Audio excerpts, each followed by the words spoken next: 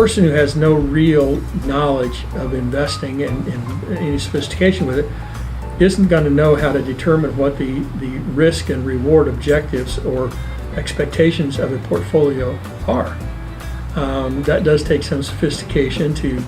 run the calculations and figure out based on what all the assets are in the trust and all that. So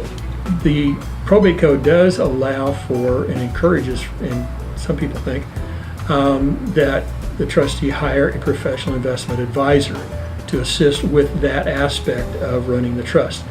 so that you do have a professional that knows how to develop the overall investment strategy and know what the risk and reward expectations of the portfolio are and whether or not they line up with the objectives of the trust. And so that is a very protective thing to the trustee. If they're not able to do that on their own, then the wise advice is hire a professional who understands trust investing and who can do that for them.